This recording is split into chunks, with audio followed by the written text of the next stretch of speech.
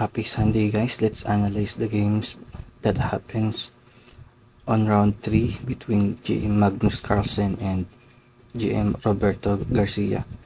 This is the game where Magnus almost arrives late and he almost lost the game by default.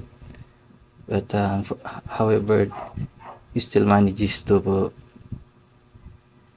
be at the venue and play the game. And let's find out who will win in this game.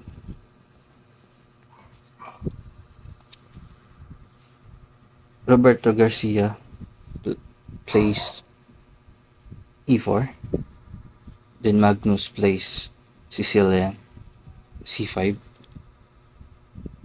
knight f3 with e6,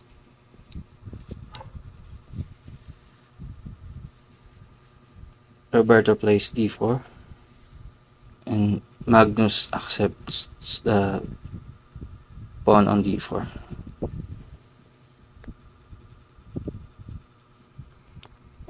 e6,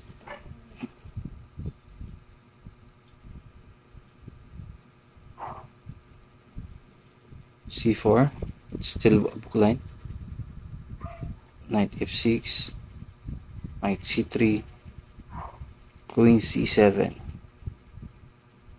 bishop e2. Sicilian games, everyone plays this game and follow the book, because if you do not follow the book line, you will somehow lose the game and lose that, and you will not get an advantage. b6, Magnus plays b6 and Roberto Garcia castle. Magnus plays bishop b7, developing the bishop and pushing it on the diagonal. f3, knight c6 with Magnus develop the knight. Knight x c6, although it's not the best move for white, but it's still somehow equal. Bishop x c6, queen d3, h5. So Magnus might not want to castle, so he plans to attack. Bishop e3, developed. Bishop d6, Magnus also developed and targeting the pawn on the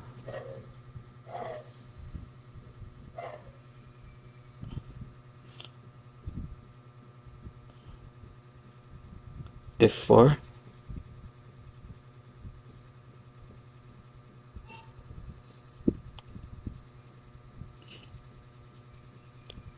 Knight g4 by Magnus. So he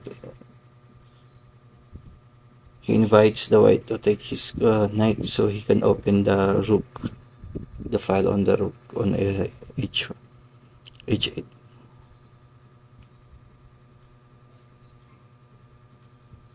Roberto Garcia plays e5, so he closed the possible diagonal for the queen and bishop, but still not the best move. And Magnus plays bishop e7, just removing the bishop. Bishop d4 with and Magnus plays d6. He breaks up the center. He wants to get an open file for the bishop. Ex d6 and Magnus position again the bishop.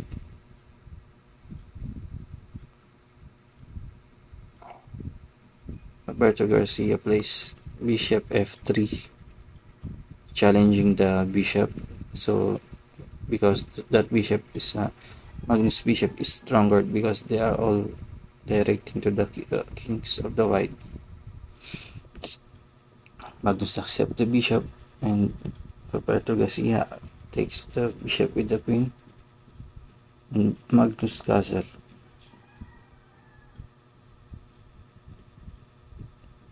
Knight f3 with the idea of threatening the bishop.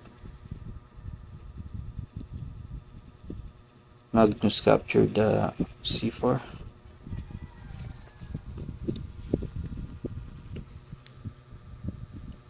Rook a1 develop. Bishop e7. So Magnus now has a little advantage. b3, threatening the queen. Magnus plays queen b5, just moving it backward. a4 is not a good move,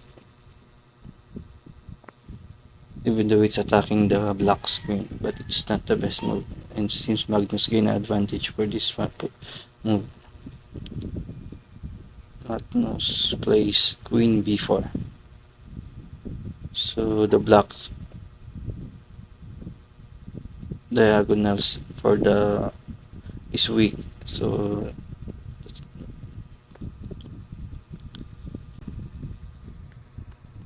h3, remove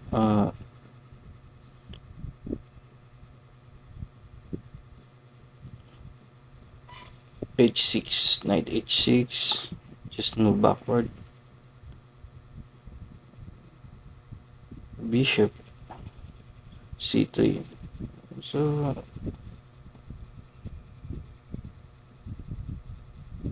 threatening the queen and inviting the blacks to capture the pawn on b3. Magnus accepts the pawn, so now Magnus is one pawn up, 2 pawns up rather. Rook d7. So what's the idea why the white? Magnus plays knight f5, and Roberto Garcia plays rook ft1, which is not me. Roberto Garcia plays consecutive bad moves. That's why Magnus gains an advantage here, and he's almost winning. Magnus challenges the rooks that have a battery. Roberto Garcia plays g4. Yes, somehow wants to create weaknesses on the king side, but still Magnus still has an advantage. Magnus plays knight h4, challenging, threatening the white's queen. Also, the white's queen cannot go anywhere else, and he must protect also the bishop. It's though it's supported by the knight. Queen e2.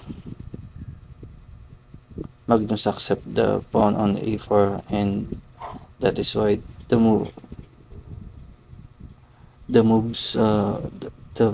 consecutive mistakes of the white leads Magnus to have a 2 connected fast pawn.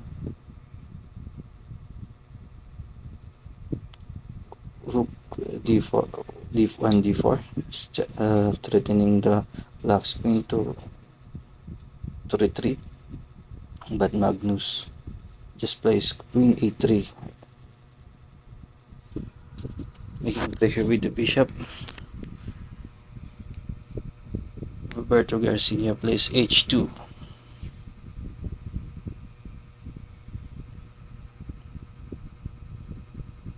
Magnus accepts the trade of the rook,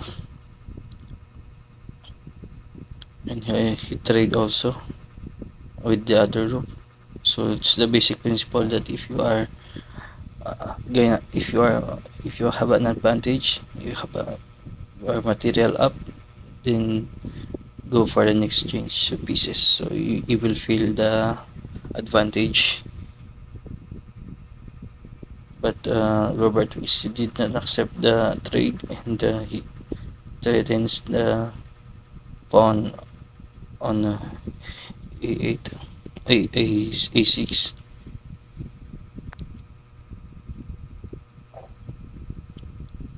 hx g4 by Magnus.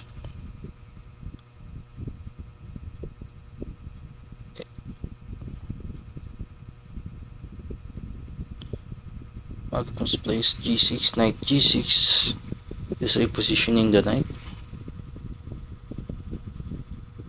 Roberto Garcia plays f5.